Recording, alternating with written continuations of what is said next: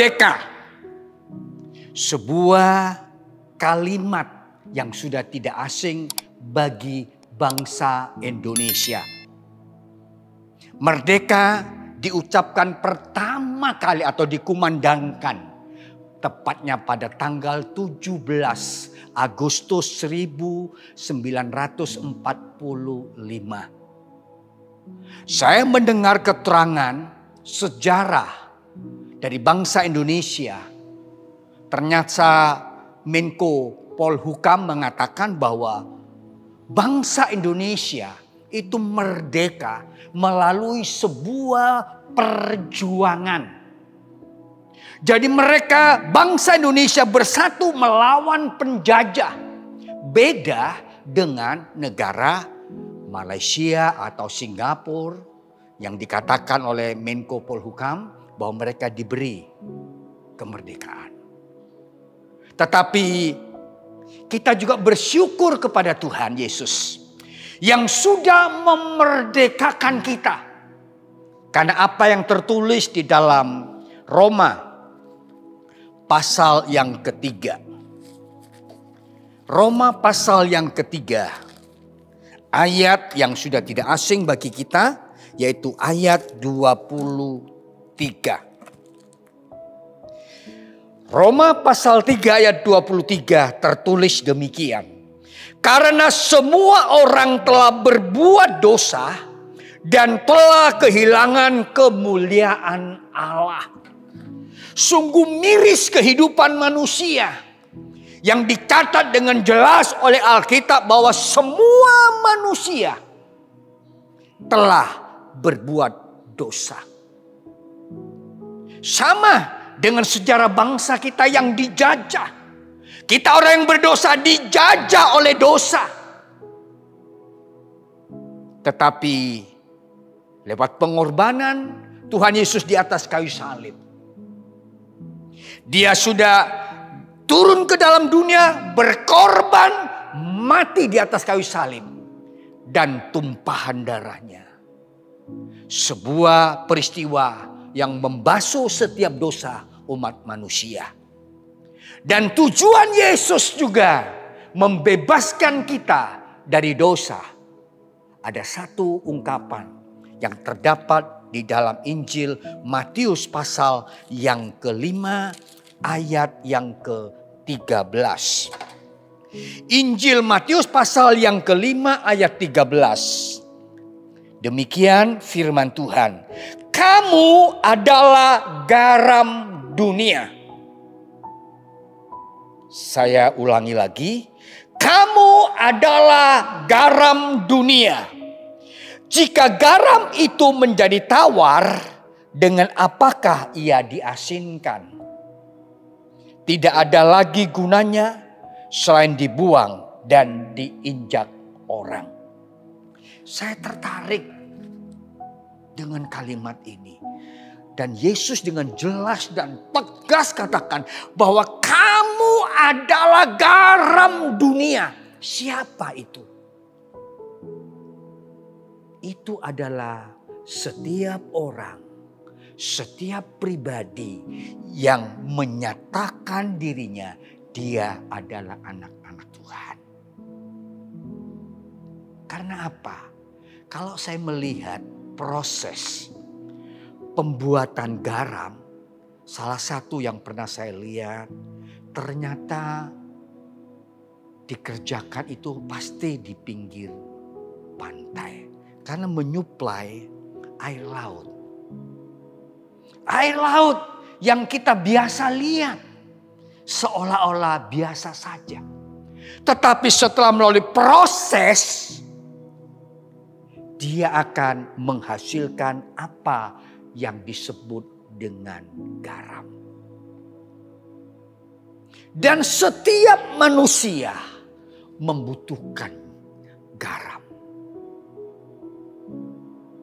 Tetapi setelah saya lihat dan pelajari, ternyata proses garam, proses air laut untuk menjadi garam yang paling dibutuhkan, yang paling diutamakan adalah terik matahari. Kalau turun hujan, habis.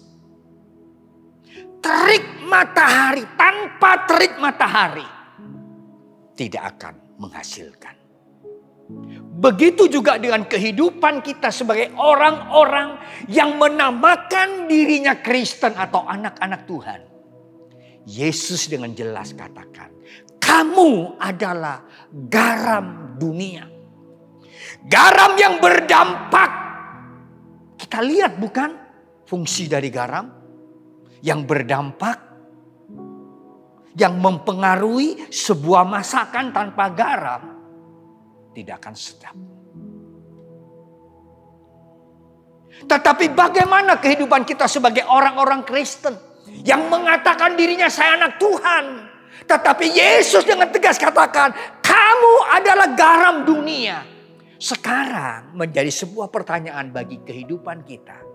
Sudahkah kehidupan pribadi kita berdampak bagi dunia ini? Sudahkah kehidupan kita berdampak di sekitar kita? Sudahkah kehidupan kita mempengaruhi di sekeliling kita? Supaya mereka bisa merasakan itu apa namanya garam. Dan tentunya bukan tanpa suatu alasan. Yesus berkata atau mengatakan, kamu adalah garam dunia. Mungkin kita bertanya, mudah apa tidak? Sedangkan kalau kita melihat pemrosesan garam, itu ya cukup rumit juga. Tetapi tidak ada hal yang sulit.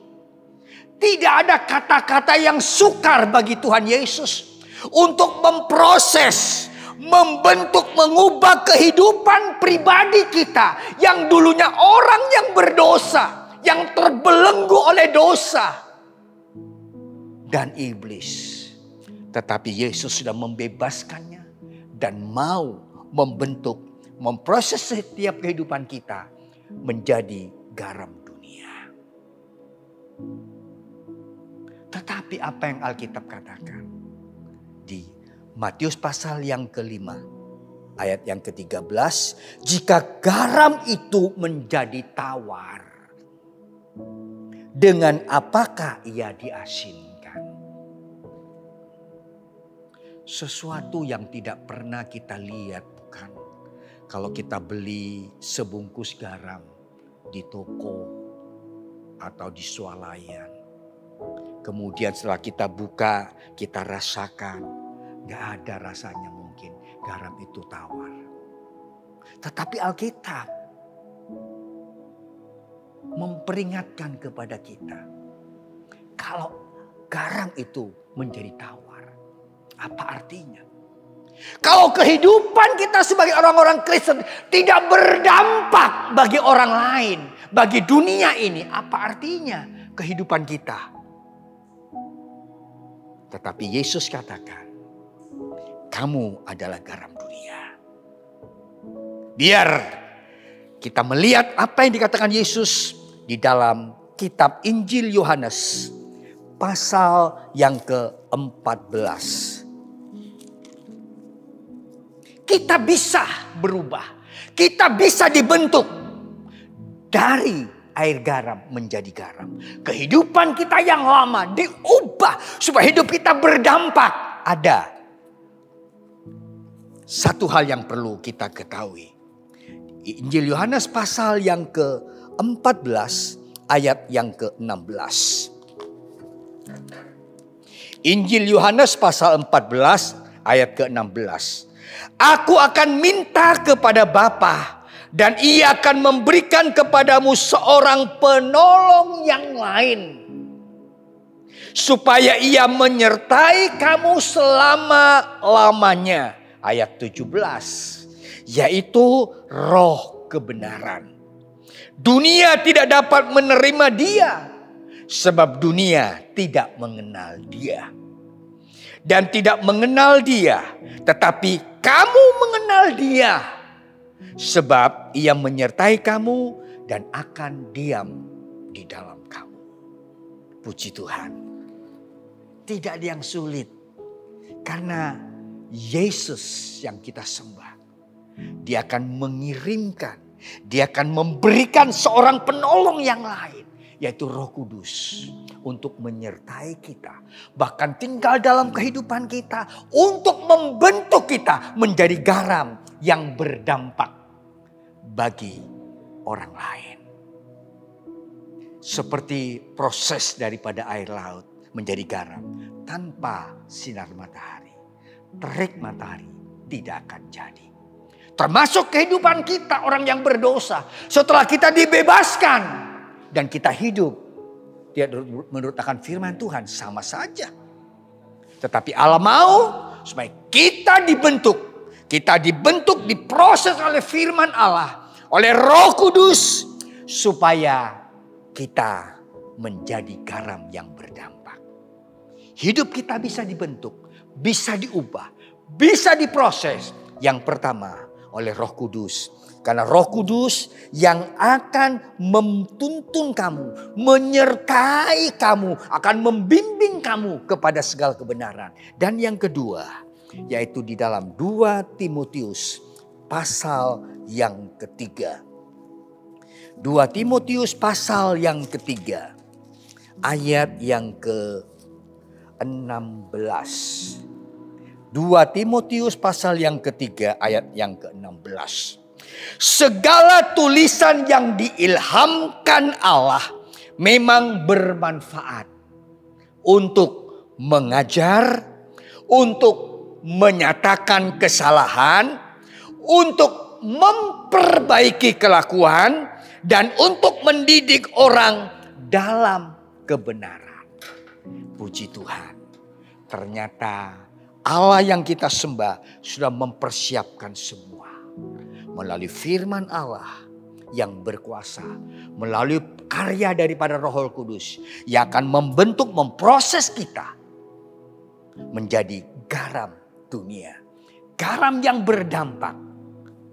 Sehingga mereka boleh merasakan, mengecap itu garam. Supaya semua apa yang kita kerjakan. Untuk kemuliaan nama daripada Tuhan.